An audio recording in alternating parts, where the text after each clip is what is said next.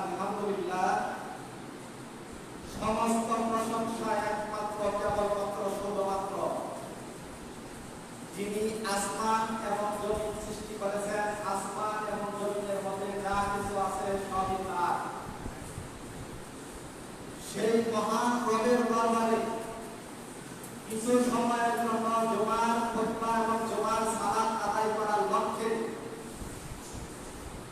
আমরা আল্লাহর ঘরে যে সমবেত হয়েছি, সেই মহান রবের দরবারে শুকরিয়া আদায় করি। আলহামদুলিল্লাহ। দরুদ ও সালাম বর্ষিত হোক বিশ্ব মানবতার মুক্তির আখেরি জামানার পয়গম্বর, যার পরে আর কোনো নবী নাই, যার পরে আর কোনো কিতাব নাই, সেই নবীর প্রতি দরুদ ও সালাম বর্ষিত হোক সাল্লাল্লাহু আলাইহি ওয়াসাল্লাম। আল্লাহুম্মা সাল্লি আলাইহি আল্লাহুম্মা বারিক আলাইহি। সম্মানিত হাজিরিন, আমাদের দিনের অবস্থা খুবই খারাপ।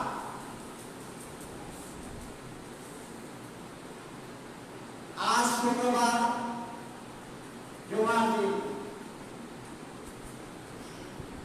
এ কথা প্রত্যেকটা মানুষই জানে যে আজ শুক্রবার, জুমার দিন। জুমার খুতবা যেমন ফরজ, সালাত যেমন ফরজ। কেউ আছে গুরুত্ব দিব খুতবাকে, কেউ আছে গুরুত্ব দিব সালাতকে। যেমন কি হলে চলবে না। আল্লাহ সুবহানাহু ওয়া তাআলা আমাদেরকে দুনিয়াতে সৃষ্টি করে পাঠিয়েছেন একটি মাত্র কারণ, আমরা আল্লাহ সুবহানাহু ওয়া তাআলার হুকুম পালন করার চেষ্টা করি কিনা।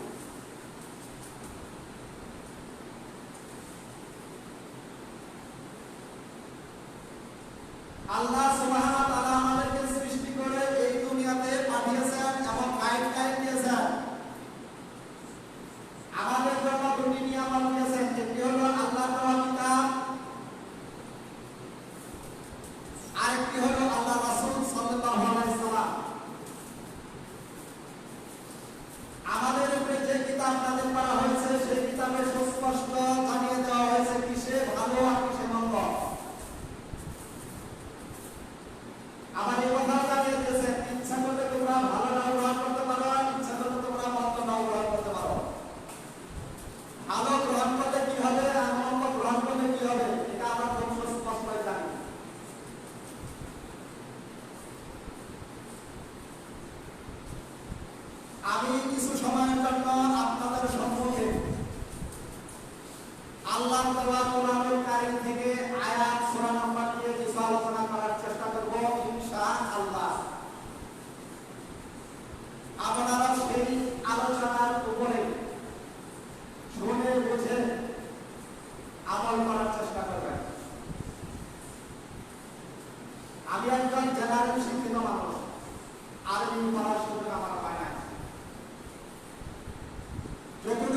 আল্লাহ সুবহানাহু ওয়া তাআলা আমাকে সুযোগ দিয়েছেন, আলহামদুলিল্লাহ।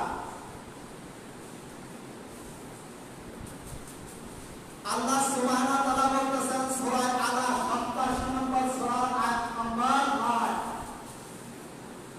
এখানে মহান আল্লাহ বললেন ফাযাক্কিরনা ফাআতা যিকরা, উপদেশ দাও যদি উপদেশ ফলপ্রসূ হয়, উপদেশ কল্যাণকর হয়, উপদেশ আল্লাহ সুবহানাহু ওয়া তাআলার কথা হয়। কোরআন হলো উপদেশ।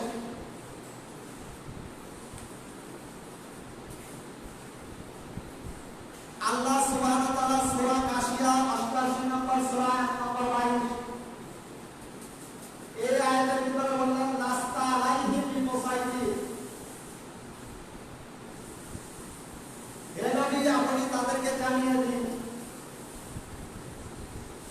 সুসংবাদ এবং দুঃসংবাদ, কিসে ভালো কিসে মন্দ তা জানিয়ে দিন।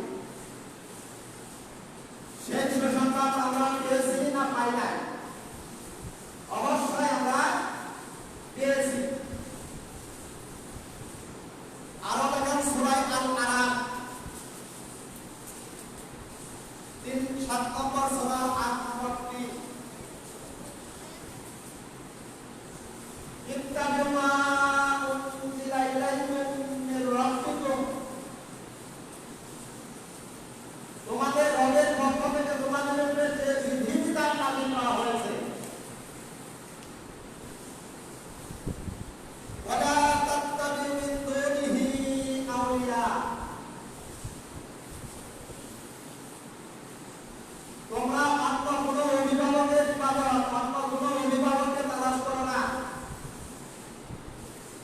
তোমাদের রবের পক্ষ থেকে তোমাদের উপরে যে বিধিবিধান নাযিল করা হয়েছে তার অনুসরণ করো। তাকে বাদ দিয়ে কোনো অভিভাবকের অনুসরণ করো না।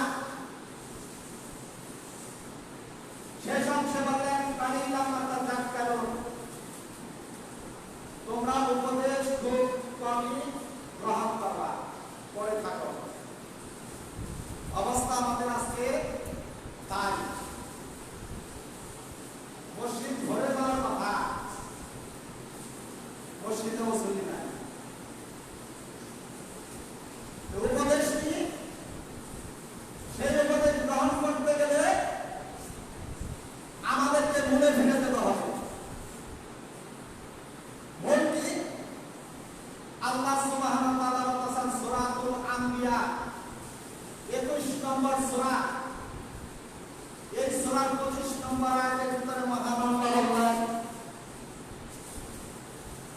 ওয়ামা আরসালনা মিন ক্বাবলিকা মির রাসূলিন ইল্লা বিলিসানি নুহি ইলাইহি আন্নাহু লা ইলাহা ইল্লা আনা ফা'বুদুন, ওয়ামা আরসালনা মিন ক্বাবলিকা মির রাসূলিন ইল্লা নুহি ইলাইহি আন্নাহু লা ইলাহা ইল্লা আনা ফা'বুদুন, আমি তোমার পূর্বে এমন কোন রাসূল পাঠাইনি যার প্রতি আমি এই অভিমত করিনি যে আমি ছাড়া সত্য কোন ইলাহ নাই। সুতরাং তোমরা কেবলমাত্র একমাত্র শুধুমাত্র আমারই ইবাদত করো। তার মানে ইবাদত সমষ্টিগত একটি নাম, ইবাদত সমষ্টিগত একটি নাম। আপনার জন্ম থেকে মৃত্যু পর্যন্ত আল্লাহর হুকুম পালন করা এবং নিষেধ পালন করার নাম হল ইবাদত। আপনি যেমন আল্লাহ সুবহানাহু ওয়া তাআলার হুকুম পালন করবেন, সেটিও যেন আপনার জন্য একটি ইবাদত। আপনি যখন আল্লাহ সুবহানাহু ওয়া তাআলার নিষেধ পালন করবেন, এটি আপনার জন্য একটি ইবাদত। তাহলে কি করতে হবে? আল্লাহ সুবহানাহু ওয়া তাআলার ইবাদত করতে হবে, এক ইলাহ। এই কথাই আল্লাহ সুবহানাহু ওয়া তাআলা বললেন আমি তোমার পূর্বে এমন কোন রাসূল পাঠাইনি যার প্রতি আমি এই অভিমত করিনি যে আমি ছাড়া সত্য কোন ইলাহ নাই। সুতরাং তোমরা কেবলমাত্র আমারই ইবাদত করো। আল্লাহ সুবহানাহু ওয়া তাআলার ইবাদত করতে গেলে কিছু শর্তের প্রয়োজন আছে নাকি নাই? কিছু শর্তের প্রয়োজন আছে না? কিছু হুকুম আছে, কিছু নিষেধ আছে। এগুলি হলো শর্ত। সেই শর্ত মোতাবেক আমাদেরকে কি করতে হবে?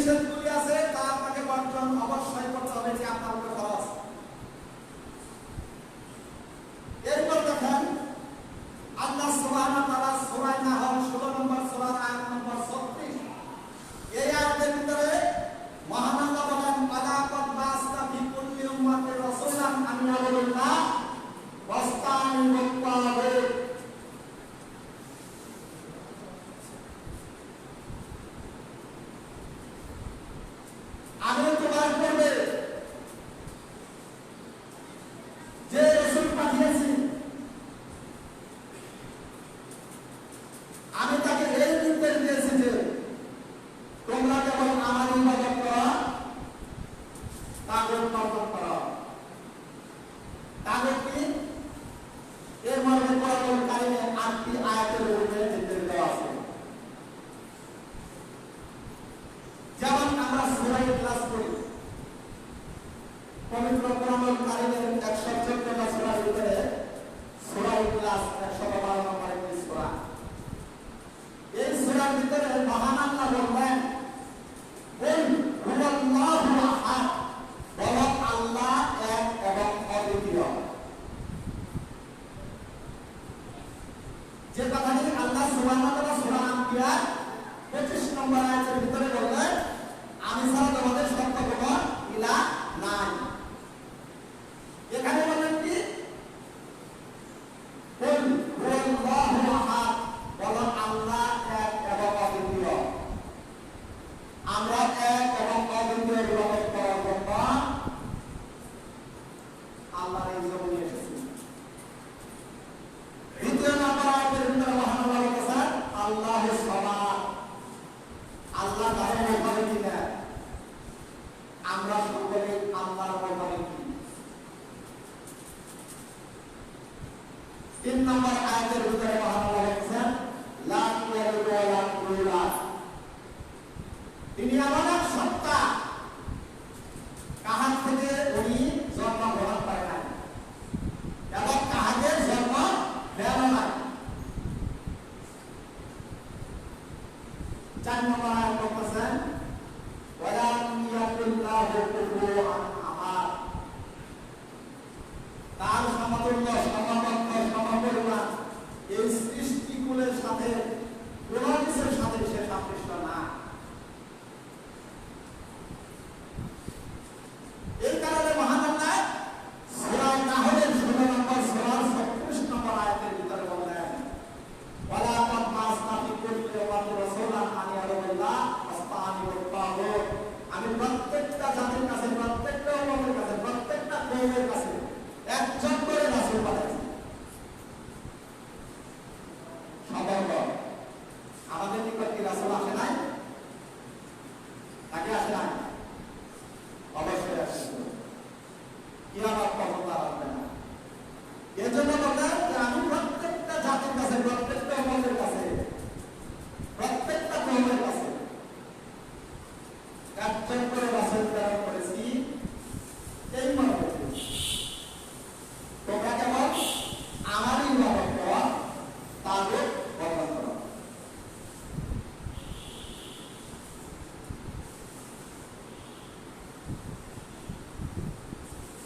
এখন তাগুত বর্জন হইল,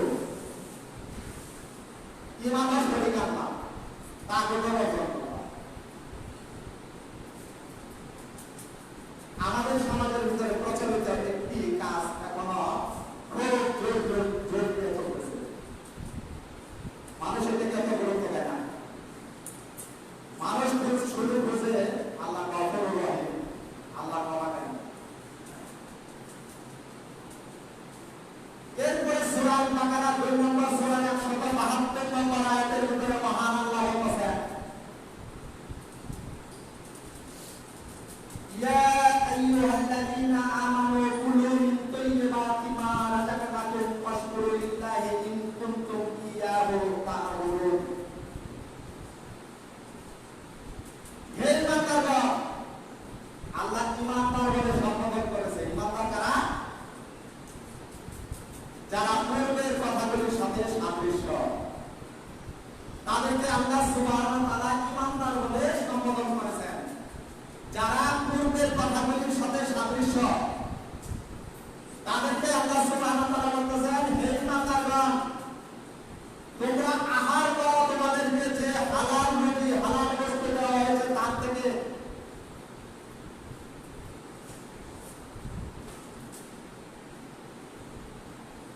এবং আল্লাহর শুকরিয়া আদায় করো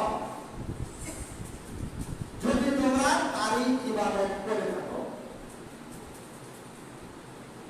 শর্ত হলে ইমানদার হতে হবে, আল্লাহর দেওয়া হালাল রুজির রূপে জীবন যাপন করতে হবে এবং আল্লাহ সুবহানাহু ওয়া তাআলার শুকরিয়া আদায় করতে হবে। যদি আমরা আল্লাহ সুবহানাহু ওয়া তাআলার হুকুম পালন করে থাকি, আপনার নামাজ, রোজা, হজ, যাকাত যা কিছু করবেন, আপনার ব্যবহার, আপনার খাদ্য, আপনার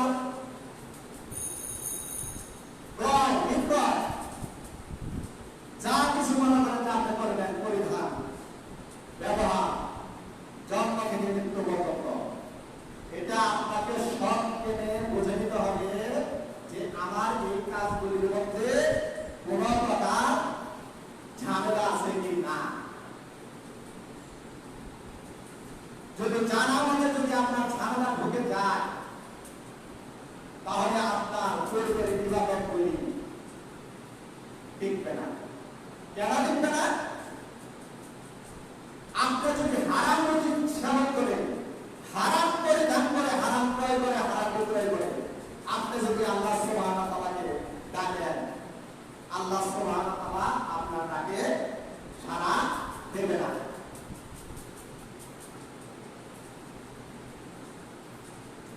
তাহলে আপনাকে এই আয়াতে হুকুম আপনাকে পালন করতে হবে। ইয়া আইয়ুহাল্লাযীনা আমানু কুলু মিন তাইয়্যিবাতি মা রাযাকনাকুম ফাশকুরুল্লাহি ইন কুনতুম ইয়্যাহু তা'বুদুন।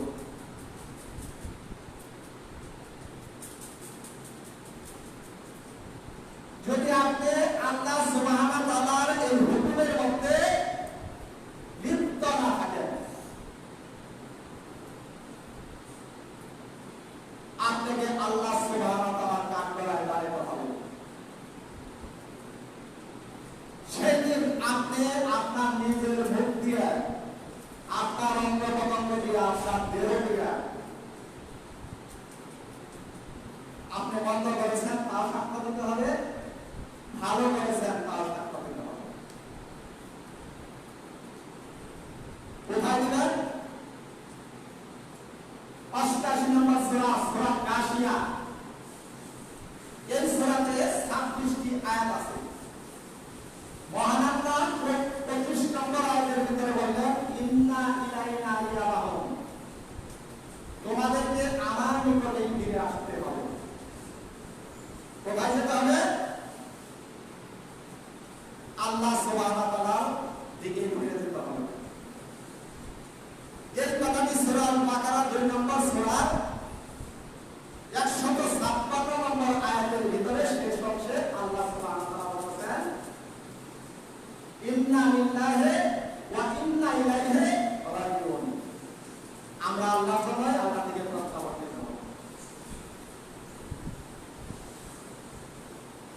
88 নম্বর সূরা 26 নম্বর আয়াতের ভিতরে আল্লাহ সুবহানাহু ওয়া তাআলা বলেন, সুম্মা ইন্না আলাইনা হিসাবাহুম, আমার কাছে সকল হিসাব দিতে হবে। আমরা মনে হয় হিসাব করবো না, হিসাব না চেয়ে কি আমাদের সুযোগ আছে? তারা আছে। আসমান এবং জমিনের যে পরিমাণ আল্লাহ সুবহানাহু ওয়া তাআলা দেওয়া রিজিক, সম্পদ যা কিছু আছে, আমরা এই দুনিয়াতে বর্তমানে 800 কোটি মানুষ বসবাস করতেছি। এই 800 কোটি মানুষের জমি জমা, ধন সম্পদ যা কিছু আছে, আল্লাহ সুবহানাহু ওয়া তাআলা বলতেছেন, এর যদি দ্বিগুণ করে দেওয়া যদি হয়, তবুও ওই বান্দা আমার থেকে মুক্তি পাবে না। মুক্তিপণ হিসেবে যদি দেওয়া, তবুও সে মুক্তি পাবে না।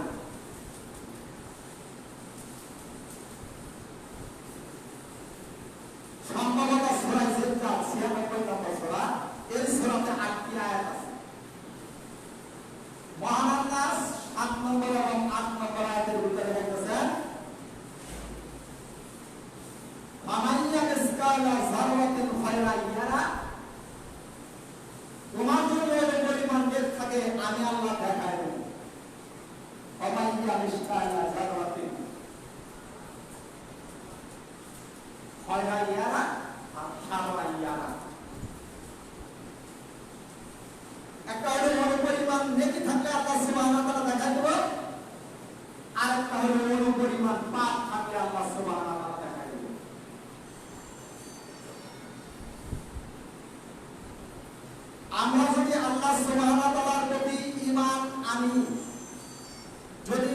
গুনাহ ইস্তেগফার করে বিশুদ্ধ ঈমান নিয়ে আল্লাহ সুবহানাহু ওয়া তাআলার হুকুম পালন করার চেষ্টা করি, আমাদের পূর্ববর্তীতে যদি 50, 60, 70 বছর জিন্দেগিতে যদি আমাদের পাপ হয়ে থাকে, আল্লাহ সুবহানাহু ওয়া তাআলা আমাদেরকে সেই পাপ ক্ষমা করে নেকিতে পূর্ণ করে দেবেন ইনশাআল্লাহ।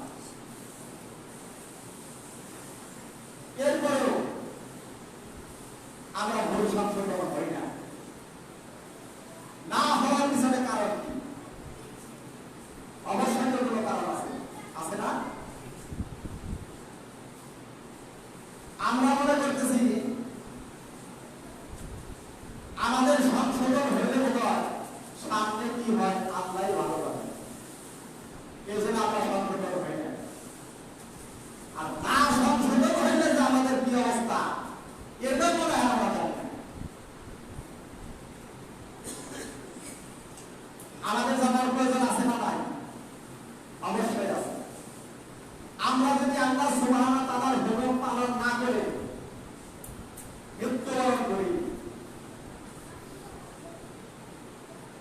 আমাদেরকে আল্লাহ সুবহানাহু ওয়া তাআলার সম্মুখে দাঁড়াতে হবে এবং আল্লাহ সুবহানাহু ওয়া তাআলার রাসূল আমাদের বিরুদ্ধে মামলা করবে। হুকুম যদি পালন না করি, রাসূল আমাদের বিরুদ্ধে মামলা করবে। আমরা তো রাসূলের উম্মত হিসেবে দাবি করি যে রাসূল আমাদেরকে সাহায্য করবে, আমাদের জন্য সুপারিশ করব।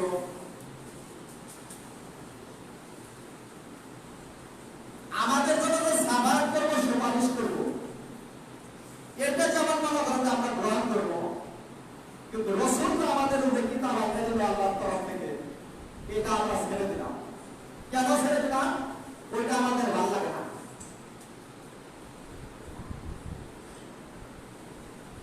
আল্লাহ বলেন সূরা ইব্রাহিম 14 নম্বর সূরার আয়াত নম্বর 4, এই আয়াতের ভিতরে বলেন ওমা আরসালনা মিন রাসূলিন ইল্লা বিলিসানি কওমিহি লিয়ুবায়্যিনা লাহুম। আমি প্রত্যেকটা সম্প্রদায়ের কাছে যে রাসূল পাঠাইছি সেই রাসূলের মাতৃভাষার উপরে তার কিতাব নাযিল করেছি। আজকে যদি রাসূল বাংলাদেশে জন্মগ্রহণ করেন, তার মাতৃভাষা হলো বাংলা, আর আমরা কিতাব পাইতাম বাংলা। প্রত্যেকটা রাসূলের মাতৃভাষার উপরে কিতাব নাযিল করেছি। আপনি একটু চেষ্টা করে দেখেন, বাংলায় অনুবাদ করা কিতাব আপনার ঘরের মধ্যে আছে, একটু খুলে দেখেন। আপনি পড়েন সূরা ফাতিহা, আলহামদুলিল্লাহি রাব্বিল আলামিন, সকল প্রশংসা একমাত্র আল্লাহর জন্য। প্রশংসা আপনি আল্লাহর জন্য আরবিতে না বলে বাংলায় যখন পড়লেন, যখন শুনলেন যে প্রশংসা একমাত্র আল্লাহর জন্য, আর রহমানুর রহিম, আল্লাহ পরম করুণাময় দয়ালু, মালিক ইয়াউমিদ্দিন, আল্লাহ শেষ প্রতিদান দিবসের মালিক। আপনার কথাগুলো কি ক্লিয়ার হয়ে গেল না? আপনি বুঝতে পারবেন না? একদিকে আপনি আরবি চেষ্টা করেন আরবি পড়ার জন্য, না পারেন আপনি বাংলায় অনুবাদই করার চেষ্টা করেন। তারা হইতে পারে যে লোকটি জানে তার পাশে বসে দুই একটা আয়াত শুনে অনুবাদ শুনে একটু বোঝার চেষ্টা করেন যে আল্লাহ সুবহানাহু ওয়া তাআলা আপনার উদ্দেশ্যে আমাদের উদ্দেশ্যে কি বলেছে। কোরআন ছেড়ে দিয়ে রাসূলের সাহাবাদের উপরে বসে আছেন, এটা কি হয়? কখনো হয় না।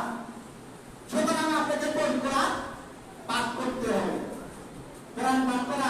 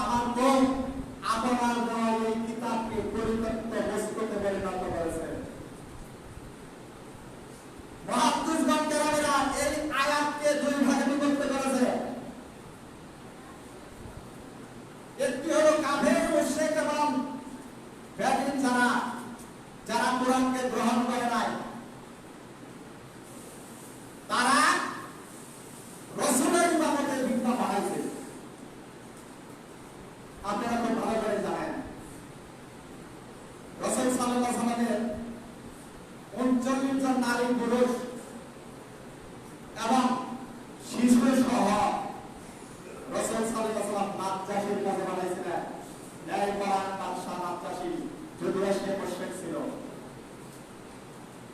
আল্লাহ রাসূল সাল্লাল্লাহু আলাইহি ওয়াসাল্লাম বলেন, তোমরা নাজ্জাশীর কাছে যাও, সে ন্যায়পরায়ণ বাদশা, অবশ্যই তোমাদেরকে সে আশ্রয় দেবে। সেখানে আবু জাহেলের মতো প্রখ্যাত কাফেরগণেরাও সেখানে নাজ্জাশীর কাছে যায় তাদেরকে ফেরত চেয়েছিল, নাজ্জাশী দেয় নাই। রাসূল সাল্লাল্লাহু আলাইহি ওয়াসাল্লামের বাক্কা পড়ে নাজ্জাশীর চোখ দিয়ে এমন পরিমাণ পানি বের হয়েছিল, নাজ্জাশীর দাড়ি থেকে পানি টপ টপ করে পড়েছিল। আমরা কেমন মুসলমান, কোরআন ছেড়ে দিয়ে, আল্লাহর হুকুম ছেড়ে দিয়ে দুনিয়ার জীবনকে গ্রহণ করেছি। আল্লাহ সুবহানাহু ওয়া তাআলা বললেন 87 নম্বর সূরা আয়াত নম্বর 16 সূরা আলাক বাল তুসিরুনা হায়াতাত দুনিয়া। আল্লাহ সুবহানাহু ওয়া তাআলা বললেন, তোমরা তো দুনিয়ার জীবনকে অধিক প্রাধান্য দিবে, অধিক গুরুত্ব দিবে। দুনিয়ার জীবনটা আমাদের কাছে সবকিছু মনে হবে। 17 নম্বর আয়াতের ভিতরে মহান আল্লাহ বলতেছেন, ওয়াল আখিরাতু খায়রুন ওয়া আবকা। তোমাদের উত্তম জীবন হবে পরকাল, সেটা হবে চিরস্থায়ী। সেখানে আমাদের শুরু আছে, শেষ নাই। যদি ভালো হয় তার শুরু আছে, শেষ নাই। যদি মন্দ হয় তার শুরু আছে, শেষ নাই। এখন কি করবেন? আরেকজন আমরা আল্লাহ সুবহানাহু ওয়া তাআলার প্রতি ঈমান এনেছি, রাসূলকে রাসূল হিসেবে গ্রহণ করেছি, নামাজ রোজা হজ যাকাত ইবাদত বন্দেগী সবই করেছি, কিন্তু রাসূলের পদ্ধতিতে না, রাসূলের পদ্ধতিতে না। আল্লাহ সুবহানাহু ওয়া তাআলা বললেন সূরা আহজাব 33 নম্বর সূরা আয়াত নম্বর 21, রাসূল তোমাদের উত্তম আদর্শ। রাসূলকে 23 বছর আল্লাহ সুবহানাহু ওয়া তাআলার হুকুম পালন করার জন্য জমিনে এসেছিলেন না? তার ইবাদত কেমন ছিল, তার হুকুম কেমন ছিল? আমাদের সমাজের মধ্যে এই ধরনের হুকুম ইল্লা মাশাআল্লাহ কিছু সংখ্যক লোকের মধ্যে পাওয়া যায়। রাসূল কেন বললেন ওয়াকালা রাসূলু ইয়া রাব্বি, সেদিন রাসূল বলবে, হে আমার রব, ইন্না কওমি তাখাযু হাযাল কুরআনা মাহজুরা। আমার সম্প্রদায়, আমার একবার, আমার গোত্র আপনার দেওয়ালের কিতাবকে পরিত্যক্ত বস্তুতে পরিণত করেছে। পরিত্যক্ত বস্তু কি? আমরা সকালবেলা ঘুম থেকে উঠে বাথরুম টয়লেটে যাই, মলমূত্র ত্যাগ করে আসি, ওইটার আর খোঁজ খবর নেই না। আমাদের মধ্যে এমন কিছু মানুষ আছে যারা তার জীবন দশায় পর্যন্ত কোরআন খুলেই দেখে নাই। এরকম মানুষ অসংখ্য আছে যারা এ পর্যন্ত কোরআন খুলেই দেখে নাই। কোরআনের উপরে আমল করবো তো দূরের কথা, কোরআন খুলেই দেখে না। তাহলে রাসূল আমাদের বিরুদ্ধে মামলা করলো, মামলা গ্রহণ করলো কারা? মামলাটা গ্রহণ করেছে, মামলা গ্রহণ করলো আল্লাহ সুবহানাহু ওয়া তাআলা স্বয়ং নিজে।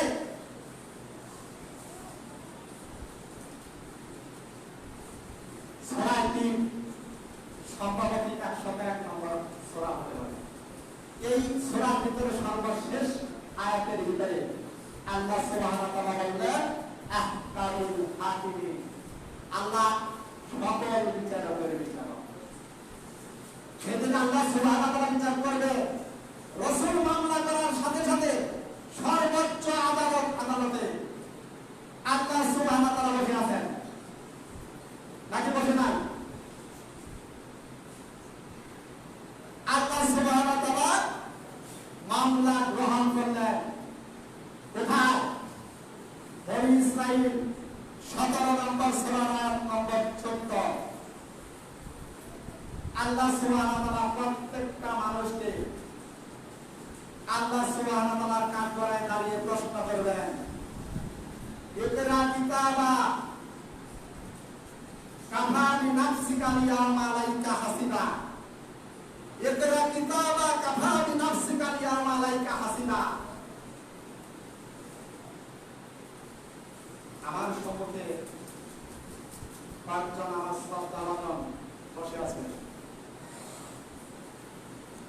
তারা কোরআনের উপরে অত্যন্ত অভিজ্ঞ ব্যক্তি। আমার মতো এরকম লক্ষ মানুষকে কোরআনের মতো যোগ্যতা তাদের আছে। আমি একটি কথা যদি আল্লাহ সুবহানাহু ওয়া তাআলার কাছ থেকে যদি আমার মন করার কথা বলি, এখান থেকে যাওয়ার আমার কোনো সুযোগ নেই। এর জন্য বললাম বনী ইসরাঈল 17 নম্বর সূরা 8 নম্বর 14 ইকরা কিতাবাকা কাফা বিনাফসিকা আল-ইয়াওমা আলাইকা হাসিবা। পাঠ করো তোমার আমলনামা, আজ তোমার হিসাব নিকাশের জন্য তুমি যথেষ্ট। বুঝতে আপনাদের অসুবিধা হচ্ছে? অসুবিধা হচ্ছে না তো? যদি বুঝতে অসুবিধা হয় তাহলে কোরআনকে প্রশ্ন করবেন। আল্লাহ সুবহানাহু ওয়া তাআলা বলেন, হে আমার প্রতিপালক, আপনি আমার জন্য আপনার দেওয়া কিতাবকে সহজ করে দিন। আপনি একটু চেষ্টা করে দেখেন। আমি জানেন শিক্ষিত মানুষ, 50 বছর পার হওয়ার পর আমি কোরআনের আরবি হরফ দিয়ে পড়ায় চলে গেছি। আমার ভয় আছে যে এই ভাষায় এই কথা বললে কেমনে মানুষ শিখছে। হায় হায় রে, তারা যদি আল্লাহ সুবহানাহু ওয়া তাআলার হুকুম পালন করে তারা জান্নাতে চলে যাব।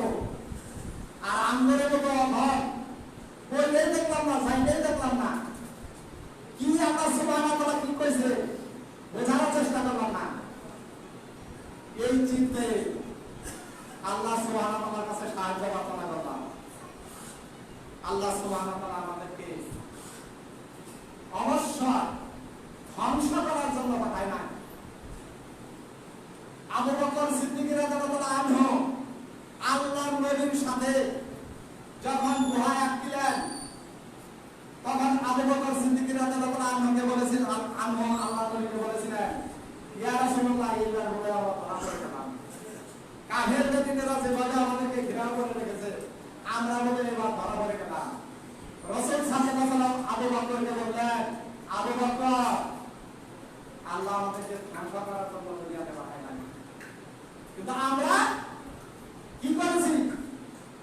সূরা বাকারার শেষ আয়াতের ভিতরে 286 নম্বর আয়াতের প্রথম অংশে আল্লাহ সুবহানাহু ওয়া তাআলা বলেছেন, লা ইউকাল্লিফুল্লাহু নাফসান ইল্লা উসআহা লাহা মা কাসাবাত ওয়া আলাইহা মা কাসাবাত।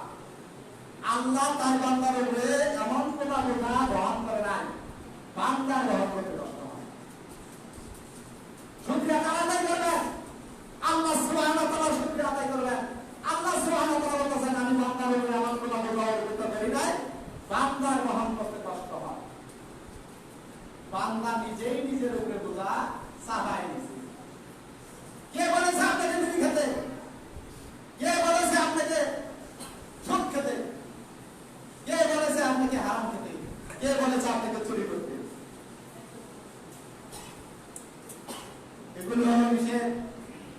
নিষেধটা আপনি অমান্য করে পালন করেছেন, এটা আপনার জন্য হুকুম হয়ে গেছে। এই জন্য আল্লাহ সুবহানাহু ওয়া তাআলা ইকরা কিতাবাকা কাফা বিনাফসিকা আল-ইয়াওমা আলাইকা হাসিবা। আজ তুমি তোমার আমলনামা পাঠ করো, আজ তোমার হিসাব নিকাশের জন্য তুমি যথেষ্ট।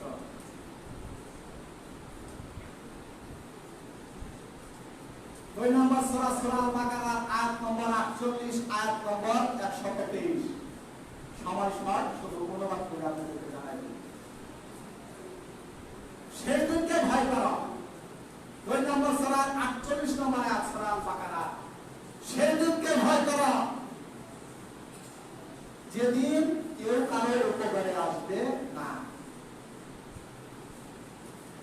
কারো সুপারিশ কারো জন্য প্রযোজ্য হবে না, কেউ কারো দায়ভার গ্রহণ করবে না। তাহলে জান্নাত আমাদেরকে প্রয়োগ করতে হবে নাকি সন্দেহ আছে? সন্দেহ আছে? সন্দেহ নাই। এরপরে দেখেন আল্লাহ সুবহানাহু ওয়া তাআলা আমাদেরকে রূহের জগতেও সতর্ক করেছে, দুনিয়াবী জীবনেও আমাদেরকে সতর্ক করেছে। এই কথা মানুষ যদি মনে করেন যে আমরা তো জানি না, সূরা আল-আরাফ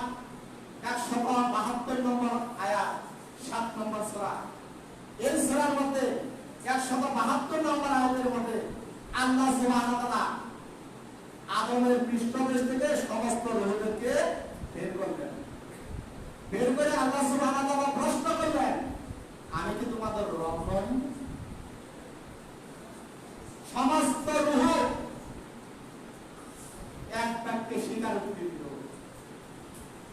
নিশ্চয় আপনি আমাদের রব। আল্লাহ সুবহানাহু ওয়া তাআলা সমস্ত রূহের থেকে একটা সাক্ষ্য গ্রহণ করলেন। আল্লাহ সুবহানাহু ওয়া তাআলা বললেন, তোমরা সাক্ষ্য থাকো, তোমরা সাক্ষী থাকো, তোমাদের থেকে যে প্রতিশ্রুতি নেওয়া হইল পরবর্তীতে যারা তোমরা এসে অস্বীকার করে না বসো, আমরা তো কিছুই জানতাম না। তাহলে রূহের জগতে কিন্তু আমরা সাক্ষ্য দিয়েছি, দুনিয়ার জীবনেও আমরা আল্লাহ সুবহানাহু ওয়া তাআলা আমাদের সতর্ক করেছেন। 7 নম্বর সূরা আল-আরাফের আয়াত নম্বর 35, সৃষ্টির সূচনা পর্বে আল্লাহ সুবহানাহু ওয়া তাআলা এই কথা পরিষ্কার বলে দিয়েছিলেন, হে বনি আদম, মনে রেখো তোমাদের কাছে তোমাদের মধ্য থেকে কোন রাসূল এসে যদি তোমাদেরকে আমার আয়াত শোনাতে থাকে, যে ব্যক্তি আমার নাফরমানি করা থেকে বিরত থাকবে এবং নিজের কর্মনীতি সংশোধন করে নেবে, তার কোনো ভয় নাই, দুঃখের কোনো কারণ নাই। সতর্ক করছে না করে নাই? তাহলে রূহের জগতে আল্লাহ সুবহানাহু ওয়া তাআলা আমাদেরকে সতর্ক করেছে, দুনিয়ার জীবনেও আমাদেরকে সতর্ক করেছে। আবার 36 নম্বর আয়াতের ভিতরে আল্লাহ সুবহানাহু ওয়া তাআলা জানালেন, যারা আমার আয়াতের বিরুদ্ধাচরণ করবে, যারা মানবে না, আয়াতকে হেয় প্রতিবন্ধ করবে, তুচ্ছ-তাচ্ছিল্য করবে, ওদেরকে নিয়ে আল্লাহ সুবহানাহু ওয়া তাআলা বাংলা ভাষায় সোজা ঘাটটা ধরে রাখতে আরম্ভ করে দেবে, করার কিছুই নাই।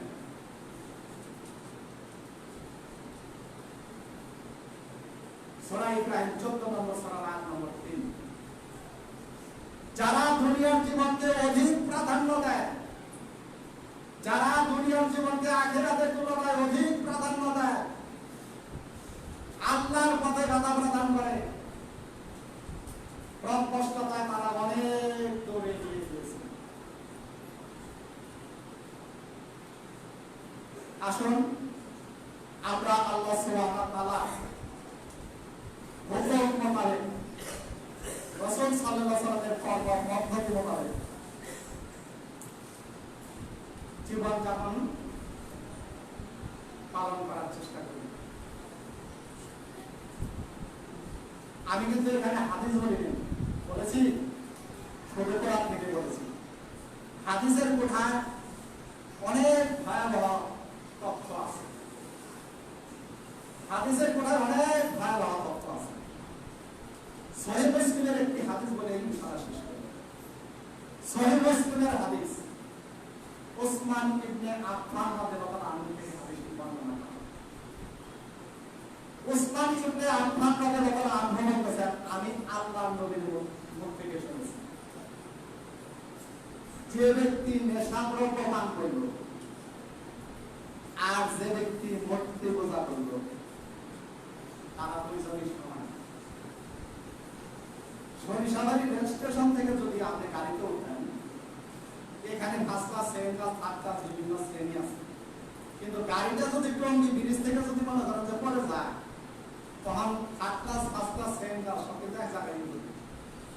তো আমার বলবো না যে গাড়ি আমি 240 টাকার জায়গায় 460 টাকা টিকিট দিয়ে আনাইছি, আমার একটু সুযোগ দিলে না। উসমান ইবনে আফফান রাদিয়াল্লাহু আনহু আল্লাহর নবীর দুইজন মেয়েকে বিবাহ করেছিলেন, রোকাইয়া রাদিয়াল্লাহু আনহা, উম্মে কুলসুম রাদিয়াল্লাহু আনহা। এখনো যারা নেশাদ্রব্যের মধ্যে আছি, তারা যেন আমরা ভক্তি প্রচারক না হই। দয়া করে এই নেশার জগৎ থেকে আল্লাহ সুবহানাহু ওয়া তাআলা আমাদেরকে হেফাজত করুন। আল্লাহ সুবহানাহু ওয়া তাআলার হুকুম পালন ছাড়া আমাদের কোনো উপায় নাই। আপনাদেরকে একাধিক কোরআনের আয়াত দিয়ে এখানে আলোচনা করেছি। আমরা ইনশাআল্লাহ আল্লাহ সুবহানাহু ওয়া তাআলার হুকুম পালন করে আল্লাহ সুবহানাহু ওয়া তাআলা যেন আমাদেরকে ভুল ত্রুটি ক্ষমা করে দিয়ে আল্লাহ সুবহানাহু ওয়া তাআলা আমাদেরকে জান্নাতে দাখিল করেন। আমিন। আরেকটি কথা, আপনারা জানেন শুক্রবারে জুমার খুতবা এটি ফরজ। যারা আজানের পূর্বে মসজিদে প্রবেশ করেছে তাদের ডায়েরি খাতায় নাম উঠেছে। যারা আজানের পরে মসজিদে প্রবেশ করেছে আমি তা বলবো না, উঠছে না নাম হচ্ছে আল্লাহ আল্লাহ ভালো জানেন। যারা মসজিদে আজানের পূর্বে ঢুকেছে তাদের নাম ডায়েরিতে উঠেছে। আপনারা আগামী শুক্রবার যেই খুতবাতে যেমনই খুতবাতে খুতবা ফরজ, খুতবার আগে প্রবেশ করার চেষ্টা করবেন ইনশাআল্লাহ।